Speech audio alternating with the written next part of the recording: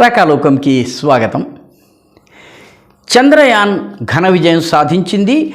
చంద్రమండలం మీద, చందమామ మీద భారతదేశపు జయ పతాకం ఎగురుతోంది. దేశమంతా గర్విస్తోంది.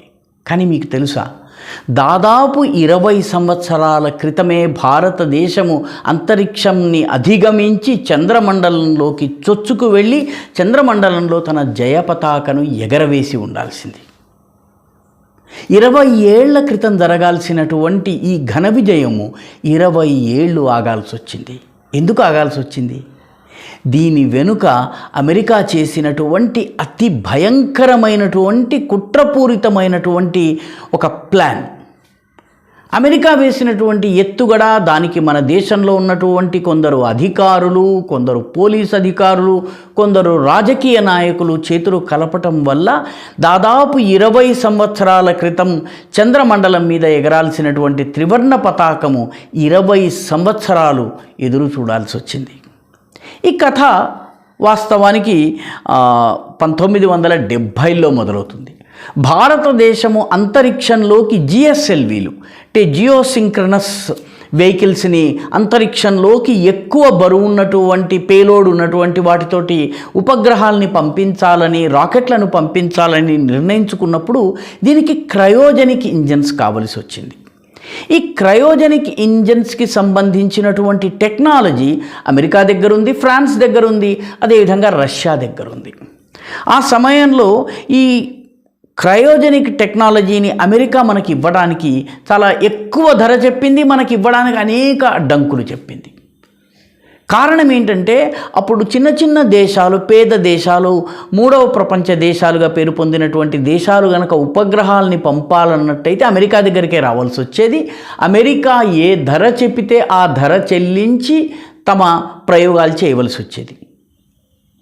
అయితే భారతదేశం కనుక ఈ ఉపగ్రహాలని ప్రయోగించటము, అవి సఫలతాపూర్వకంగా సక్సెస్ఫుల్గా కనుక జరిగినట్లయితే తక్కువ ధరకే వాటికి ఇవి ఉపగ్రహాలని ప్రయోగించేందుకు ఈ పేద దేశాలకు అవకాశం వస్తుంది. అంటే తమ మార్కెట్ పోతుందన్నటువంటి కారణంతో అమెరికా భారతదేశాన్ని ఈ క్రయోజనిక్ ఇంజన్స్ ఇచ్చే విషయంలో రకరకాల అడ్డంకుల్ని కల్పిస్తూ వచ్చింది. చిట్ట చివరికి 1991 ప్రాంతంలో రష్యా ప్రభుత్వము ముందుకొచ్చింది. తన ఆర్థిక పరిస్థితుల కారణంగా ఏ కారణమైనప్పటికీ మనకి తక్కువ ధరకి క్రయోజనిక్ ఇంజన్ ఇచ్చేటటువంటి ఒప్పందం చేసుకుంది. టెక్నాలజీని కూడా ఇచ్చేందుకు రష్యా అంగీకరించింది. రష్యాకు చెందినటువంటి ఒక కంపెనీ ఉంది.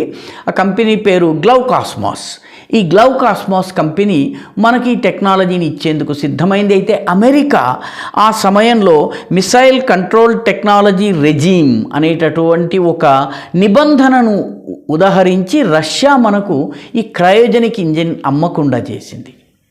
అయితే రష్యా క్రయోజనిక్ ఇంజిన్ మనకు అమ్మకుండా అమెరికా అడ్డుపడ్డ తరువాత మన దేశంలో ఉన్నటువంటి ఇస్రోకి చెందినటువంటి శాస్త్రవేత్తలు ఇద్దరు, ఒకతని పేరు నంబి నారాయణన్, రెండో అతని పేరు శశికుమార్.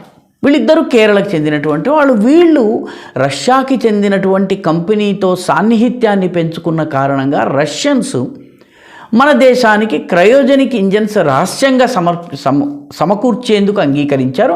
అంటే ఇండియన్ మిలిటరీ వాహనంలో కానీ, లేకపోతే ఎయిర్ ఫోర్స్ ద్వారా కానీ, ఇండియన్ ఎయిర్లైన్స్ ద్వారా కానీ వీటిని తేవడానికి వీల్లేదు. ప్రైవేట్ విమానాల ద్వారా తీసుకుని రావాలి. తీసుకొచ్చిన తర్వాత దానికి సంబంధించిన మ్యాప్స్ కూడా మనకి ఇచ్చారు. సో దట్ మనం ఇక్కడ ఇండియాకి తీసుకొచ్చిన తర్వాత ఈ క్రయోజనిక్ ఇంజన్ని మనం రివర్స్ ఇంజనీరింగ్ చేసి ఉన్న వాటిని విడగొట్టి మళ్ళీ వాటిని అసెంబుల్ చేసి ఈ ప్రక్రియ ద్వారా మనము క్రయోజనిక్ ఇంజన్స్ తయారు చేయాలని చెప్పి మనము భావించాము. ఈ రహస్యంగా జరిగేటటువంటి పనిని నంబి నారాయణన్, శశికుమార్లు చేస్తూ ఉన్నారు. ఈ విషయాన్ని అమెరికన్ గూఢచారి సంస్థ ఏదో రకంగా కనుక్కుంది. 7 క్రయోజనిక్ ఇంజన్స్ ఇండియాకి వస్తున్నాయన్నటువంటి విషయాన్ని గుర్తించినటువంటి అమెరికాకి సంబంధించినటువంటి సిఐఏకి సంబంధించిన ఇద్దరు అధికారులు, India head and deputy head ఇండియాలో ఉండేవారు. ఒకరి పేరు టిమోథీ లాంగ్, రెండో ఆమె పేరు సూజన్ బ్రౌన్. వీళ్ళిద్దరూ ఇండియాలో ఉన్నటువంటి, ముఖ్యంగా భారతదేశంలో ఆ కాలంలో 1990sలో ఉన్నటువంటి గూఢచారి సంస్థల్లో, ఇండియన్ గూఢచారి సంస్థల్లో ఉన్నటువంటి తమ ఏజెంట్లను ఉపయోగించుకుని ఈ శశికుమార్ అదేవిధంగా నంబి నారాయణని హత్య చేసే ప్రయత్నం చేశారు. అవి విఫలమైన తరువాత వీళ్లను క్రయోజనిక్ ఇంజన్స్ చేయకుండా ఉండేందుకు ఒక కుట్ర పన్నారు. ఈ కుట్రలో వీళ్ళు కేరళకి చెందినటువంటి ఒక పోలీస్ ఆఫీసర్ను ఉపయోగించుకున్నారు. అతని పేరు విజయన్, ఇన్స్పెక్టర్ విజయన్. ఈ విజయన్ యాక్చువల్గా విదేశాల నుంచి వచ్చేటటువంటి వ్యక్తులకు సంబంధించినటువంటి రిజిస్ట్రేషన్ చేసేవాడు. ఫారిన్ రీజనల్ రిజిస్ట్రేషన్ ఆఫీస్లో పనిచేసేవాడు. ఈయనకు తన దగ్గరకు వచ్చేటటువంటి మహిళలతోటి వాళ్ళను సెక్షువల్ ఫేవర్స్ అడగడం ఇతనికి బాగా అలవాటు. ఆ రకంగా మాల్దీవ్స్ నుంచి ఒక మహిళ వచ్చి అడిగితే ఆ మాల్దీవ్స్ నుంచి వచ్చినటువంటి మహిళ పేరు మరియం రషీదా. ఆ మరియం రషీదాను సెక్షువల్ ఫేవర్స్ అడిగితే ఆమె నిరాకరించడమే కాక అప్పుడు పైన ఉన్నటువంటి ఒక పోలీస్ అధికారి, అతని పేరు రమేంద్ర శ్రీవాస్తవ, ఈ రమేంద్ర శ్రీవాస్తవ దగ్గరికి వెళ్ళి కంప్లైంట్ కూడా చేసింది.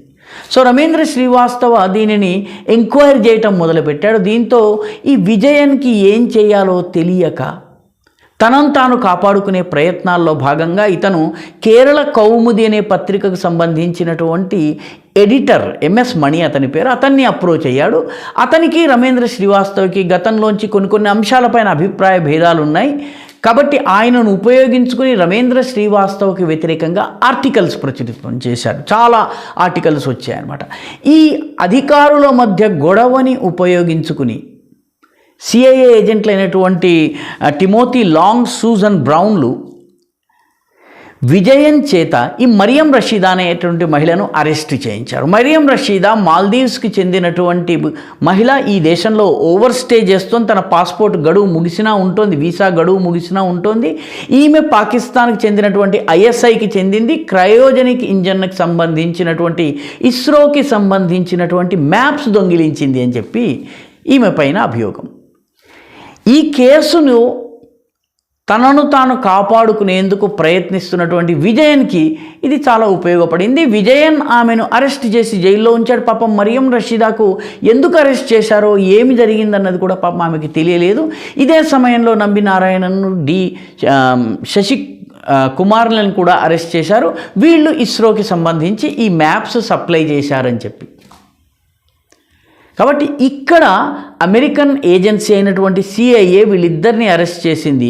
తన యొక్క వ్యక్తిగత స్వార్థం కోసం విజయన్ మరియం రషీదాను అరెస్ట్ చేశారు. ఆ తరువాత ఈ మొత్తము కేసులో అనేక యాతనలు అనుభవించారు నంబి నారాయణన్, అదేవిధంగా శశికుమార్. వాళ్ళను 3rd డిగ్రీ మెథడ్స్ను ఉపయోగించారు, వాళ్ళను కొట్టడం జరిగింది. వాళ్ళ చేత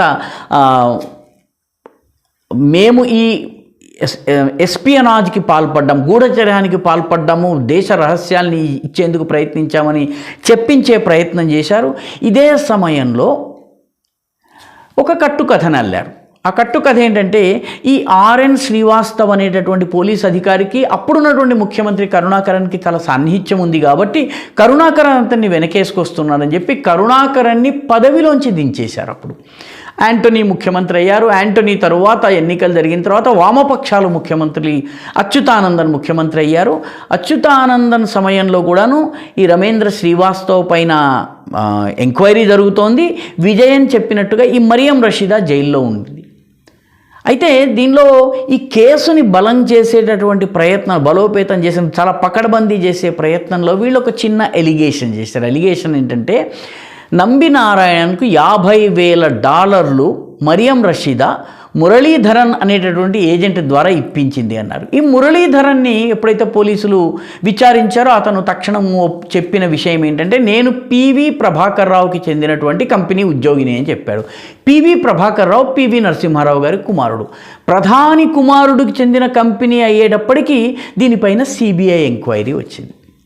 సిబిఐ ఎంక్వైరీ రాగానే విజయన్ చేస్తున్నటువంటి దురాగతాలు కానీ, కేరళలో ఉన్నటువంటి రాజకీయ నాయకులు ఏ రకంగా నంబి నారాయణన్ను ఈ మొత్తం కేసును రాజకీయాలకు వాడుకున్నారు.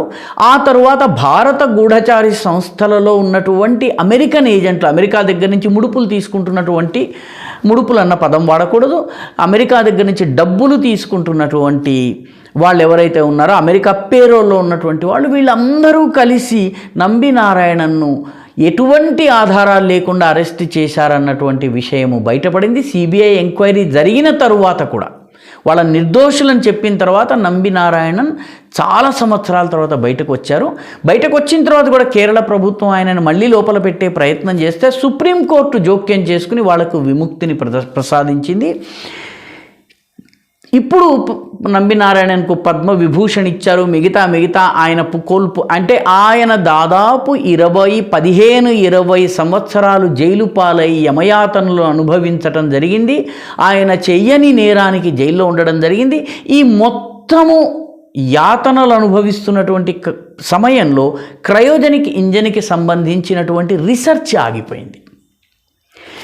అదేవిధంగా ఇస్రోలో ఉన్నటువంటి మిగతా అధికారులు కూడా ఏం చేస్తే తమ మీద ఏమొస్తుందో అన్నటువంటి భయంతో ముందుకు వెళ్ళటానికి వాళ్ళు 1కి 10 సార్లు ఆలోచించే పరిస్థితి వచ్చింది.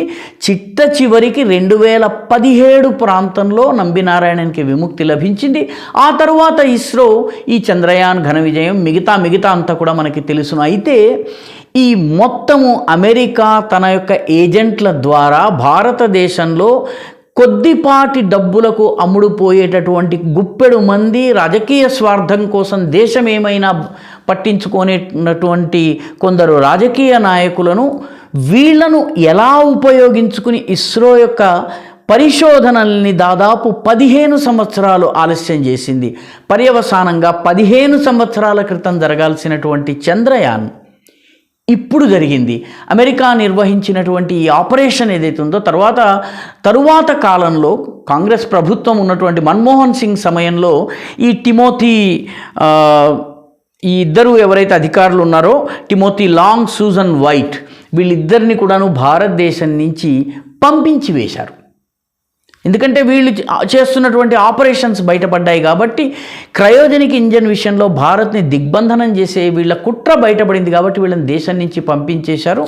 మొత్తం మీద ఈ మొత్తము ఏదైతే సంఘటన జరిగిందో ఇదంతా కూడాను రాకెట్రీ అనేటటువంటి సినిమా పేరిట గత సంవత్సరం విడుదలైంది. ఈ రాకెట్రీ సినిమాలో కొద్దిగా ఈ విషయాలన్నీ కూడా వస్తాయి. కానీ ఏదేమైనప్పటికీ కూడాను దీనివల్ల అమెరికా చేసినటువంటి కుట్ర వల్ల ఈ దేశంలో ఉన్నటువంటి అధికారుల్లో ఉన్నటువంటి ఏజెంట్ల యొక్క ద్రోహం వల్ల రాజకీయ నాయకుల రాజకీయ క్రీడ వల్ల దాదాపు 15-20 సంవత్సరాలు మన చంద్రయాన్ విజయం ఆలస్యమైంది. ఈ వీడియో మీకు నచ్చినట్టయితే లైక్ చేయండి, షేర్ చేయండి, ఈ ఛానల్కు సబ్స్క్రైబ్ చేయండి. మీ అభిప్రాయాన్ని కామెంట్ల రూపంలో తప్పనిసరిగా పంపించండి.